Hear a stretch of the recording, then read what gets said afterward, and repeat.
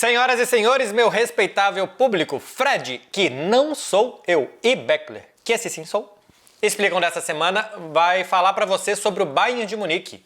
Time que começa a temporada com muitas dúvidas por conta do que fez ou que deixou de fazer na temporada passada, mas que começa a Liga dos Campeões com um 9-2 sobre o Dinamo de Zagreb. Tinha no final de semana anterior feito 6 gols também, não sabemos ainda o que fez nesse final de semana. Vou falar que ganhou de 3-1, chutei, vai que eu acerto. Imagina. Já pensou? E vamos falar do Bayern de Munique, que começa a temporada, aparentemente, senhor Frederiquinho, bem. Pois é, começa bem e aparentemente em paz, com diretores protegendo os jogadores e negando rumores, em vez de colocar gasolina nos pequenos focos de incêndio que até agora não começaram, até porque até a gravação desse programa tivemos 5 vitórias em 5 jogos desse Bayern de Munique de Vincent Kompany. Vamos tentar entender por que o Bayern escolheu o Kompany, o que o Kompany pode oferecer a esse Bayern e o que esperar desse Bayern de Munique, tanto na Bundesliga, tentando voltar a conquistar o título que perdeu depois de 11 conquistas consecutivas e, claro, principalmente na Liga dos Campeões, foi semifinalista na temporada passada. Tudo isso depois da nossa vinhetaça.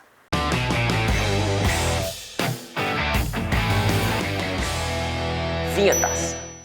Então, Marcelão, vamos começar aqui tentando entender por que Vincent Kompany foi escolhido como treinador do Bayern de Munique, porque foi uma decisão surpreendente, né? É bom a gente lembrar, o Kompany ele foi rebaixado como vice-lanterna da Premier League na temporada passada com o Burnley, depois de ter vencido a Championship na temporada anterior, fazendo mais de 100 pontos enfim, tinha conquistado a torcida do Burnley até brincar com gente grande e aí, de fato, por mais que ele tenha tentado até certo ponto de maneira admirável e depois de um certo ponto de uma maneira inocente, manter o estilo de jogo que voou na Championship, mas na Premier League naufragou o Burnley. Em nenhum momento pareceu ser um clube que poderia se desgarrar da zona de rebaixamento. Se eu não me engano, ou não saiu ou mal saiu das 38 rodadas da zona de rebaixamento durante a campanha da temporada passada. Um treinador muito jovem, de 38 anos, mais jovem do que alguns jogadores que ele dirige, se eu não me engano. O Thomas Müller está com quase 38, 36... Mas o Neuer deve ter mais. O Neuer deve ter mais. Enfim, o Vincent Kompany ele chegou, mas não chegou como primeira opção depois da saída do Thomas Tuchel, Beckler. Teve Xabi Alonso, que é algo bastante recorrente no Bayern de Munique, né? Se alguém faz sucesso na Alemanha, ele está apto a ir para o Bayern de Munique. O Xabi Alonso, que inclusive jogou no Bayern com a super temporada do Leverkusen, preferiu ficar e pelo menos uma temporada a mais no Leverkusen tentar repetir o sucesso. O Julian Nagelsmann, técnico da seleção da Alemanha, que tinha passado anteriormente no Bayern de Munique, seria algo bastante curioso, né? Demitido um pouco mais de um ano. O Ralf Rangnick, da seleção da Áustria, o Flick e o De Zerbi. O Hans Flick e o Roberto De Zerbi, algumas opções que tentou. O Kompany foi a 6ª ou a 7ª bala no cartucho do Bayern de Munique. Eu acho curioso a trajetória do Kompany, porque quando ele consegue 100 pontos na 2ª divisão do campeonato inglês, que em teoria ele está disputando com clubes da mesma hierarquia, do mesmo poderio que o Burnley tinha, mostra a qualidade que ele tem. E quando ele só faz 24 pontos na Premier League no ano seguinte, mostra uma dificuldade de adaptação ao que o futebol te pede, que eu acho que também é criticável. Eu acho maravilhoso que você tenha uma filosofia de jogo, que você acredite em alguma coisa, mas no final das contas não é um torneio de filosofia, né? Não é um torneio de quem acredita mais em alguma coisa, é um torneio de quem faz mais pontos que o outro, um torneio de futebol. E o Kompany mostrou uma capacidade de se adaptar ao que ele tinha em mãos e o que os jogos pediam muito pequena, tanto que a pontuação dele foi muito baixa. Mas no Bayern de Munique ele vai ter menos esse problema, eu acredito. Porque ele vai ser dominante, ele tem os melhores jogadores para fazer, então não sei se ele vai fazer 100 pontos no torneio que ele disputar, mas eu acho que é mais fácil a gente ver um Bayern de Munique mais parecido com o Burnley da 2ª do que da 1ª divisão, pelo ambiente, né? Pelo que é o Bayern de Munique no futebol da Alemanha. Sim, de acordo. Eu acho que é o espelho que a gente tem que olhar, né? O reflexo não é o da Premier League, sim o da Championship.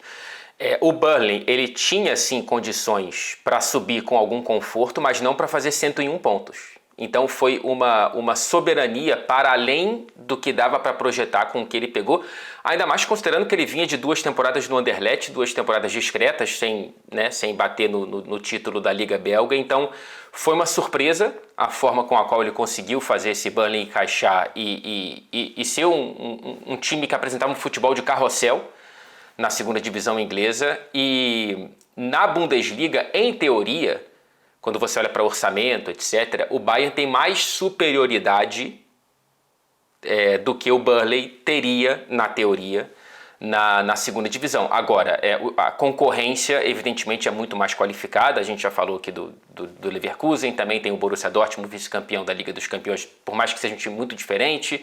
Tem o Stuttgart, que já começa bem, apesar da derrota para o Real Madrid, começa bem a Liga dos Campeões. O Leipzig sempre incomodando. Então, não é uma temporada em que você projete um Bayern navegando em águas tranquilas dentro da própria casa. Há desafios e a gente pode começar a colocar uma lupa nisso, né? Quais são os principais problemas, principais incêndios que o Kompany tem que apagar nesse Bayern de Munique, que na janela de verão perdeu De Ligt, o Mazraoui e o Tillmann, foram as 3 principais saídas. E as chegadas foram mais numerosas e mais relevantes, dá para dizer, né? Principalmente o Olise do Crystal Palace, o João Palhinha, que finalmente foi para o Bayern de Munique, o Hiroki Ito, lateral da seleção japonesa, por 23 milhões, E aqui... Diga. E aqui uma pena que uma contratação que acho que tinha sido feita para o verão e que não deu certo, a do Brian Zaragoza. Sim. Que tinha chegado no início do ano, do Granada, e que não se adaptou, faz frio demais fora da Espanha, e já voltou para o futebol espanhol, né? Mas o Bayern de Munique chegou a investir quase 15 milhões de euros nele. E já voltou. E já voltou para o Osasuna, saiu do Granada e agora está no Osasuna. Os problemas defensivos, né, Fred? 45 gols sofridos na última temporada de campeonato alemão, dos times Champions, porque foram 5, né? A Alemanha teve coeficiente para levar um time a mais para Champions, a pior defesa. E em nomes não deveria ser, né? Contratou na temporada passada o Kim Min-jae, tem o Upamecano, que é um zagueiro de final de Copa do Mundo com a França, tinha o Matthias de Ligt, ainda contratou o Eric Dyer. Por nomes não era para ser um time tão vulnerável como é atrás. Parece ser o maior desafio do Kompany, né? E já começa a dar indícios, por mais que tenha 5 vitórias em 5 jogos até a gravação desse programa, que é uma defesa que tem seus momentos de pane que a gente viu em várias ocasiões na temporada passada, né?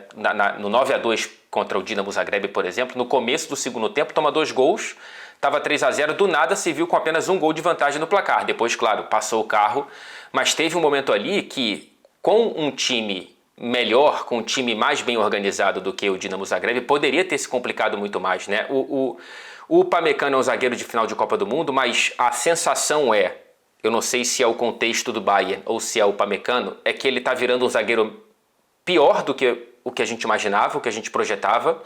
E o Kim Min-jae, ele tem uma sequência de jogos negativos que fazem com que eu tenha uma pulga atrás da orelha dele entrar na temporada como opção, como titular, porque quando você olha para o banco só tem o Dyer, né? Você pode, sei lá, puxar o Goretzka para ali, ou até no limite o Palhinha, mas zagueiro Colocar ali... o Stanisic.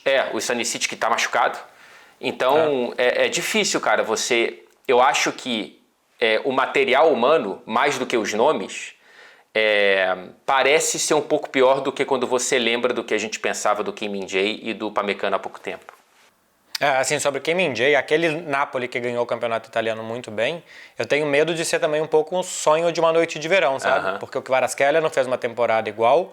Se a gente pega para ver os outros jogadores, o Di Lorenzo, que para mim é muito bom lateral, não foi a mesma coisa, o Mauro Rui, o Lobotka também não, o Anguissa também não. Então, assim, muitos jogadores que naquele ano específico jogaram muito bem, entre eles o Kim Min-jae, não conseguiram repetir no ano seguinte, e neste início de temporada, muitos deles também não estão rendendo como renderam naquela super temporada do Napoli. Então, talvez a gente avalie o Kim Min-jae por uma temporada que estava num clube que tudo se encaixou naquele ano, que estava muito, muito encantado.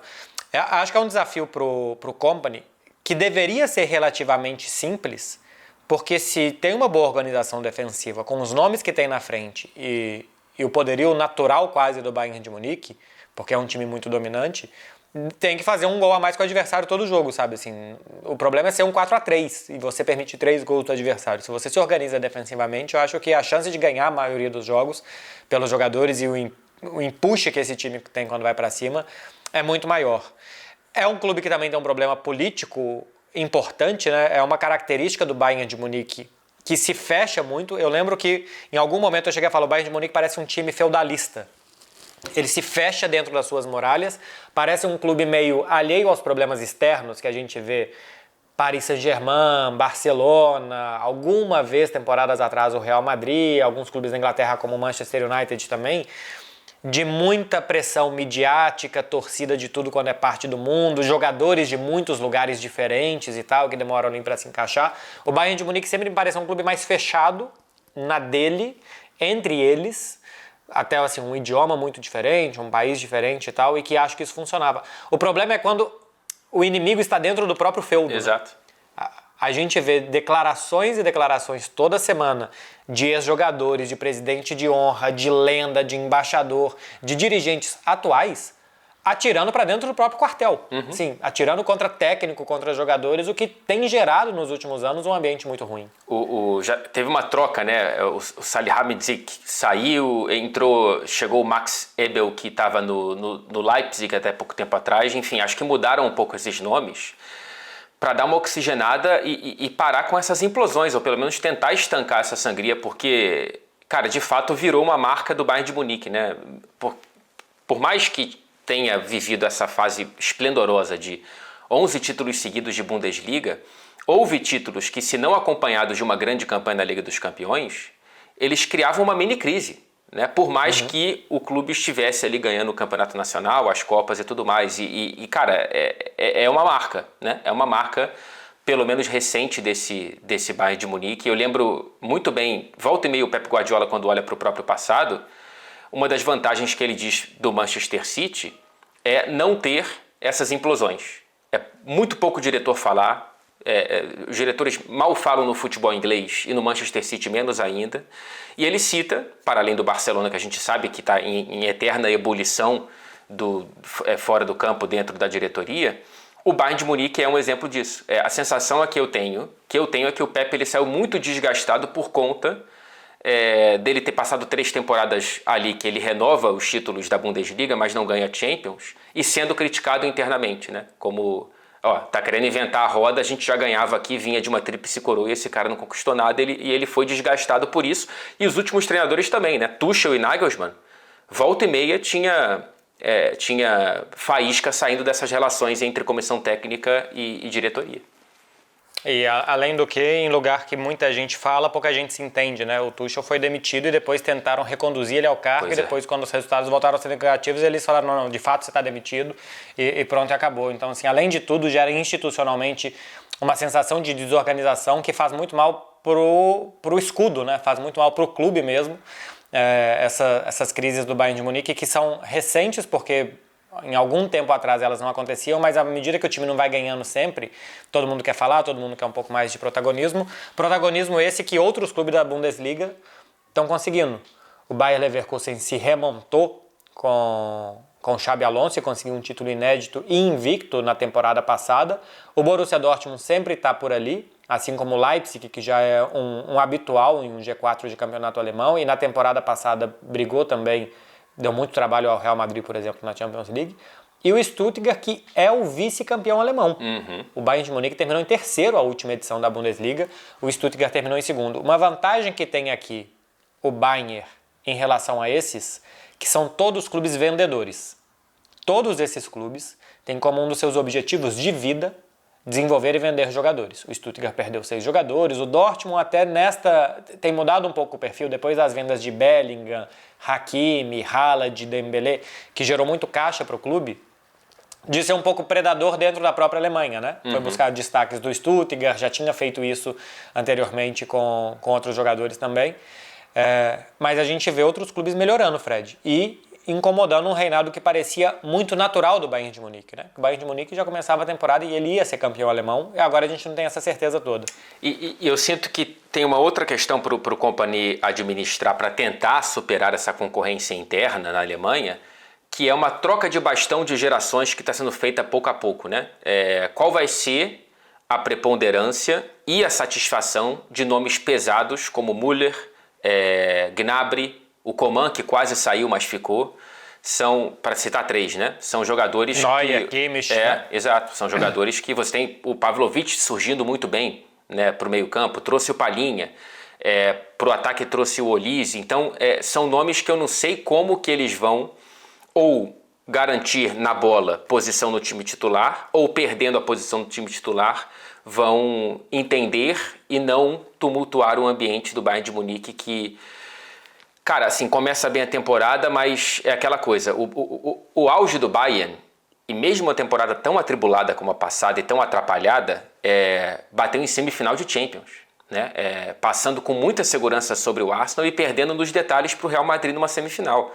Então o auge do Bayern é muito potente, é uma bomba, assim, é um timaço que pode dar muito certo, mas eu sinto que tá difícil ter estabilidade nos últimos tempos, lembrando que só não perdeu a Bundesliga anterior porque o Dortmund deu aquela paçocada na reta final, senão já eram 2 temporadas sem conquistar a Bundesliga. Me chama a atenção essa transição que vai ser feita daqui a pouco, quando Neuer, Kimmich, Thomas Müller, que são referências do clube, já não estiverem, quem é que vai dar identidade para esse time? Porque o Bayern conseguiu uma geração de jogadores não feitos em casa, né? Porque Kimmich e Neuer, por exemplo, não são feitos em casa, mas conseguiu uma estabilidade de 15 anos de jogadores que entendem muito bem o contexto do Bayern de Munique, a língua e os costumes ali, jogadores alemães mesmo dentro do clube, que acho que gerou esse clube que a gente identifica muito fácil o que é. Quando começar a ter muito forasteiro, pode ser muito bom, porque vai tirar um pouco dessa aura também de estar muito fechado nos seus próprios problemas, mas a identidade me pega. E talvez a falta de identidade que tenha com muitos jogadores de fora seja algo para se ver. Champions League, Fred, dessa temporada, começa com um 9-2, é uma fase só de classificação que devem ser necessários entre 16 e 18 pontos, o Bayern tem 3, com mais 21 em disputa agora. Me parece um time que vai brigar pela Champions, porque sempre briga, né? Você falou, uma temporada que ele não faz bem feita, ele consegue chegar numa semifinal, e que eu só vejo o Real Madrid e Manchester City claramente à frente do Bayern. E depois o Bayern, o Leverkusen, a Inter, o Barcelona, o Atlético de Madrid, e devo estar me esquecendo de algum, o Paris Saint-Germain, o Arsenal, eles estão numa prateleira, o Liverpool, estão numa prateleira todos muito parecidas. Todos, com seus altos e baixos, vai depender de como que eles vão chegar em fevereiro, depois como que eles vão chegar em março, em abril, para ir disputando. Mas eu só vejo o Real Madrid e Manchester City acima, e o Bayern por ali, junto de todos os outros. Eu tô muito curioso para a próxima rodada, porque o Bayern de Munique ele visita o Aston Villa. E, assim, nome por nome, o time do Bayern de Munique é bastante superior ao time do Aston Villa. O elenco do Bayern de Munique é bastante superior ao elenco do Aston Villa. Mas enfrentar o Villa do Unai Emery no Villa Park é muito, muito chato. Gente, vamos lembrar da pancada que o Villa deu no Manchester City na temporada passada. O placar não refletiu o que foi o jogo porque foi um vareio. Agora, esse Villa começou a temporada... Duas finalizações no Manchester City em todo o jogo. Foi no mesmo lance. Foi um chute e um rebote. É verdade. É um Villa que começa a temporada um pouco mais frágil, já perdeu para o Arsenal dentro de casa, por exemplo. Mas acho que é um bom teste, é um bom termômetro, não para avaliar a temporada ou projetar a temporada do Bayern, mas para entender como que o time vai se virar contra, certamente, o adversário mais difícil desse começo de temporada. Então, concordo com você, eu coloco o Bayern nessa prateleira para projeções da Liga dos Campeões. Não acho que esse jogo vai mudar para cima ou para baixo essa prateleira, mas ele vai dar pistas de como esse Bayern pode se portar em jogos que aparentemente apresentam mais adversidades do que vantagens para esse começo de trabalho do Kompany. E logo depois vai ter o Barcelona, depois do Aston Villa, dia 23 de outubro, riscando no calendário quantos dias faltam, porque aqui em Barcelona todo mundo está muito ansioso para esse jogo. O Bayern de Munique terá que vir aqui. É uma das coisas boas dessa Champions League, né? Assim como os grandes jogos repercutem entre eles e também para os adversários, né? Porque o Bayern, por exemplo, pegou uma carne muito dura de pescoço, que é o Aston Villa fora, que é um time pote 4. Então vai ter gente que vai sair para jogar contra o Slovan Bratislava. E o Bayern vai sair para jogar contra o Aston Villa. Isso depois todo mundo está na mesma classificação para tentar ficar entre os 8. Veremos como que vai se virar o Bayern de Munique na Liga dos Campeões, Frederico. Tá tudo dentro de contexto, meu querido Marcelo Beckler? Se você falar out of context em alemão, eu prometo dar uma cambalhota. Height of Cassins.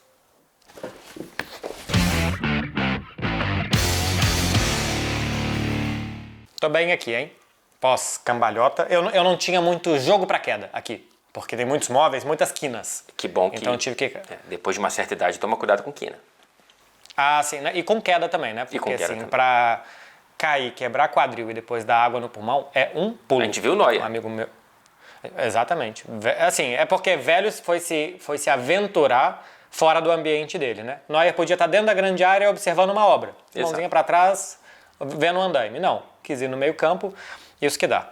Seguinte, Frederico, eu tenho um que não é tão out of context, porque todo mundo já sabe, durante o regime, que eu não quero falar o nome para o nosso vídeo não perder entrega do YouTube, mas durante o regime que aconteceu na Alemanha entre 1939 e 45, o Bayern de Munique foi utilizado por esse regime e teve o seu escudo transformado no símbolo do regime em vigor na época na Alemanha. Não foi algo que o Bayern de Munique quis, que os seus dirigentes ou seus jogadores se identificavam e se orgulhavam e que propagavam esta ideologia. Ele foi utilizado como o futebol tantas e tantas vezes é utilizado por políticos, e ele foi utilizado naquela época. Tanto que troféus e pertences e conquistas importantes do clube foram enterradas para que depois não fossem destruídas ou alguma coisa assim. Então, eles sabiam que aquilo ali poderia passar e que eles não queriam perder a sua história real. Eles enterraram pertences do clube, itens do clube, para que não se perdesse a história do Bayern de Munique. Esse todo mundo já sabe, eu só queria contextualizar um out of context, porque alguém poderia aqui nos comentários vir com algum tipo de confusão sobre a história do Bayern de Munique. Agora eu vou falar para você. Você sabe, Frederiquinho, quantos capitães não alemães o Bayern teve na sua história? Não vale assim, substitui 5 jogadores, alguém tem que usar a abraçadeira. Não, tá bom. Capitães eleitos como capitães. Você sabe quantos? Eu não tenho a mínima ideia e por isso eu vou chutar. Eu quero que você... É isso que eu quero mesmo, que você erre por muito. 1. Caramba, você acertou. Ah, mas ficou muito sem graça. Vamos... eu não sei. Não é possível que quem tenha sido. Com tantos números disponíveis, você tenha escolhido o mais baixo de todos. O segundo mais baixo de todos. É que assim, a pergunta já me soou como, cara, vai ser algo muito absurdo. Então, mas muito absurdo é 46, Fred. É, verdade. Mas você trouxe a pista do feudalismo, Marcelo Beckler. Do feudalismo. Um capitão não alemão na história do Bayern de Munique, Mark Van Bommel, entre 2008 e 2011, foi o capitão do Bayern. E foi realmente um período de transição até a chegada de Neuer, a subida do Thomas Müller, que ainda não era capitão porque era muito jovem ainda, e depois foram chegando outros. Foi o último e único capitão não alemão, pelo menos que eu achei numa vasta pesquisa de 3 cliques no Google, da história do Bayern de Munique. Caso saiam Thomas Müller e Manuel Neuer ao final dessa temporada, é muito provável que seja o Kimmich, mas também é muito provável que o Kimmich saia ao final dessa temporada. Então, para a temporada que vem, se você é um jogador alemão, pode fazer um bom trabalho, que depois o Bayern de Munique vai te contratar baratinho para ser capitão. É verdade. Será que a gente pode ver um João Palhinha como capitão do Bayern de Munique em breve? Ia ser legal, né? Quem é o capitão do Bayern? João. Palhinha. E gringo tem uma dificuldade muito grande de falar João. E Palhinha. Tio é com... E Palhinha. Mas Palhinha acho que é... E Palhinha que não é nem o primeiro nem o segundo, né? Já é um terceiro Palhinha. É verdade. Ele não pega um top 3 de melhores palhas. Porque o primeiro melhor palhinha é o dos anos 70, depois o dos anos 90 e depois é a palha italiana. Ele não é nem... É verdade. É verdade. E ele não é nem a agulha dentro da própria família. Quer procurar uma agulha num palheiro, né? Exato. Uma reunião da família, um Natal. Já pensou? Se num Natal da família do João Palhinha, alguém por algum acaso, não sei, abre uma camisa muito rápido e cai um botão. Aí todo mundo fala, precisamos costurar. Alguém tem uma agulha? E você tem que procurar uma agulha na família do Palhinha, que é procurar uma agulha no palheiro. Se você for convidado para o Natal do João Palhinha, por favor, no amigo oculto ou amigo secreto, o presenteie com uma agulha e eu quero ver quanto tempo vai demorar para ele entender a piada. Eu não sei se essa piada existe em Portugal ou não. Eu também não sei se essa Talvez expressão... seja procurar uma sardinha no cardume. O português gosta muito de expressões com sardinha. Com alto mar. Sardinha é uma coisa importante. São navegadores, né? São navegadores, infelizmente. Devolve o ouro! Por favor. O meu out of context é para tentar trazer um pouco do estereótipo alemão para a prática. E eu já tive essa prova prática de como andar na linha e seguir as regras de maneira literal é algo que, não sei se em toda a parte da Alemanha, evidentemente é muito difícil generalizar, mas só de eu ter vivido aquilo me deu uma experiência diferente, que eu estava no aeroporto, provavelmente de Frankfurt, que é o aeroporto que os correspondentes mais visitam, porque é um aeroporto de conexões. Então eu estava fazendo uma conexão em Frankfurt, e na hora de entrar em alguma fila, para, não sei, cara, para despachar uma mala ou para fazer alguma outra coisa, era uma fila que já tinha uma estrutura de zigue-zague montada, só que não tinha ninguém. Então eu fui direto no caixa, né, na frente. E a pessoa, um alemão, falou, não, você tem que andar pelo zigue-zague. E eu ri, achando que era uma piada. Eu ri assim, falei, não, tranquilo, maneiro. E aí? Ele falou, não. E aí eu entendi que eu tava rindo. Ele fez isso pra te humilhar, porque ele queria ficar olhando do balcão, você demorando 48 segundos pra fazer uma coisa de 7 passos. Cara, eu fui muito constrangido e muito sem graça, numa mistura de... Será que eu sou culpado de infringir um costume local? E outro lado meu falando, que babaca, esse maluco que me faz fazer isso. Ele parado te assistindo à toa, só te vendo passar o zigue-zague. Ele tinha acabado de fechar o jogo de paciência no computador. E eu andei... Ou seja, ele estava sem paciência. Ele estava sem paciência. E eu andei o zigue-zague para ter a honra de ser atendido pelo rapaz ali um pouco rígido. Não, uma caminhada humilhante, né? Esses dias eu vi um artigo científico no TikTok que era... Peraí, que frase é essa?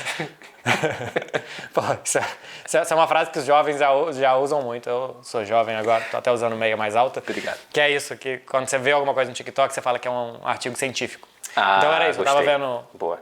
Um desses vídeos que você acorda e fala assim, pô, vou só me atualizar aqui. Quando você vê, você tá 40 minutos na cama dando scroll na tela e vendo vídeos que nem nada a ver com o que você deveria estar fazendo. E aí acho que um cara falando de um cara dos Estados Unidos, falando de um amigo que ele tem na Alemanha. E ele falou assim, pô, o que acontece se vocês dirigirem sem carteira na Alemanha? Eu falo, não pode, não é permitido. Eu sei que não, mas vai que você só tem que ir ali buscar alguma coisa no mercado. Ele falou, não pode. Ele falou, eu sei que não é permitido.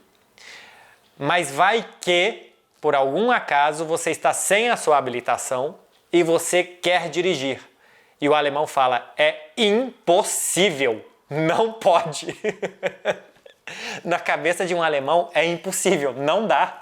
Ou seja, né, uma mulher que esteja na Alemanha agora e por acaso esteja em trabalho de parto, se a pessoa mais próxima não achar a carteira de motorista... Imagina, a pessoa desesperada para ter o neném e o outro, não, peraí que eu acho que está na terceira gaveta, que eu não posso dirigir sem carteira. Mas aí é que você está errando. Qual que é a chance de um alemão não saber onde está a carteira de motorista? Ou não ter tudo o que precisa levar para a maternidade pronto 6 meses antes? É verdade. Mas vai ter que andar no zigue-zague para entrar no carro. Sem nenhuma dúvida. Aqui em Barcelona a gente tem um amigo que é casado com uma alemã. Vivemos lindas situações com ela. Do estereótipo. Diferente, cara. Assim, de diferença cultural. É um choque que de vez em quando é gostoso de viver. É muito bom. E o próprio marido dela, nosso amigo, também vive isso e também ri com a gente. Ela não entende nada e continua calada. Resumo. Frederico Caldeira, resumimos o Bayern de Munique, as expectativas para essa temporada. O que você resumiria pra gente? Que é uma incógnita otimista. eu diria, tá? Porque o elenco ele é repleto de talentos, nome por nome, o Bayern de Munique tem um dos melhores times do futebol europeu. Como a gente disse, mostrou isso em jogos grandes, em confrontos grandes na Liga dos Campeões passada contra Arsenal e Real Madrid, apesar da eliminação. Cair para o Real Madrid na Liga dos Campeões, mesmo que seja nas oitavas de final, já é algo que você pode contar como uma boa campanha. Mas que é uma incógnita não só pela chegada de um técnico inexperiente e que não foi a primeira opção, longe disso, da diretoria, mas pelos próprios problemas de implosão que a gente vê no histórico recente do Bayern de Munique. Se eu tivesse que apertar um botão agora, vai dar certo ou não vai dar certo, eu apertaria o que vai dar certo. Eu acho que o Kompany ele vai conseguir fazer com que esse Bayern de Munique entre nos trilhos, não sei se o suficiente para conquistar uma Liga dos Campeões, ou sequer uma Bundesliga, porque se o Leverkusen tiver uma campanha maravilhosa, é justo você perder para esse time, mas o grande inimigo do Bayern de Munique não está fora, está dentro, é tropeçar nas próprias pernas, e isso aí eu não sei se o Kompany vai conseguir evitar. Pois é, a minha dúvida é o que é dar certo. Porque nos últimos anos, nos últimos 2 anos, ou pelo menos no anterior, antes de perder o título da Bundesliga, quando o Bayern ganhou e não jogou bem e quase perdeu e competiu mal na Champions, foi considerado fracasso. Então eu não sei se o próprio Bayern de Munique sabe hoje o que é uma temporada boa, o que é uma temporada ruim, o que é sucesso e o que é fracasso dentro do que ele espera. Porque ganhar o campeonato alemão aparentemente é uma obrigação e não é mais um sinônimo de sucesso, o que eu acho que tem que mudar a partir de agora. Assim, os 11 títulos foram incríveis e parecia que era muito fácil. A realidade de dentro de campo hoje é que não é tão fácil assim mais para ganhar. E assim, antes desses 11 títulos seguidos, o Bayern era o maior campeão, mas ele passou uma década com Wolfsburg, ganhou, Stuttgart ganhou, acho que Werder Bremen ganhou, Dortmund ganhou.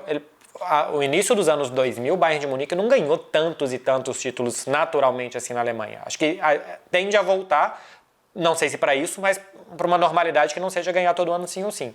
Então, se ter sucesso é ganhar o campeonato alemão de bons times que ele tem como adversário e competir bem na Champions, eu acho que ele pode conseguir. Se o sucesso for simplesmente ganhar tudo, porque depois de 2020 parece que só isso serve para o Bayern de Munique, se não ganha tudo é porque não ganhou nada, aí eu acho mais complicado, porque também é um ano de transição, com um técnico jovem, com uma mudança generacional importante do Bayern de Munique, de lideranças talvez em seus últimos anos. Então, eu acho que é muito mais um time para presente e para futuro do que um super projeto que esse ano ninguém segura o Bayern. Excelente, excelente, Marceliço. Temos então 2 grandes jogos do Bayern de Munique pela frente na Liga dos Campeões para a gente ficar de olho. Aston Villa na Inglaterra e Barcelona na Espanha. Então fiquemos de olho para a gente ver como que esse Bayern de Munique do Kompany reage a esses 2 grandes testes. 2 de outubro contra o Aston Villa, 23 de outubro contra o Barcelona. Marque aí na sua agenda para você não perder. Todos os jogos da Champions estão na Max e todos os Fred e Beckler explicam estão por aqui. Perfeito. Até terça-feira que vem, às 11 horas da matina, eu conto com você. Principalmente você, Beckler. E eu, principalmente com você, Fred, porque Fred e Beckler explicam sem Fred ou sem Beckler é tipo dirigir sem habilitação na Alemanha. É impossível. Avião sem asa. Ah, essa aí eu gosto. Essa me pega também. Essa é boa. Bonita. Beijo. Valeu.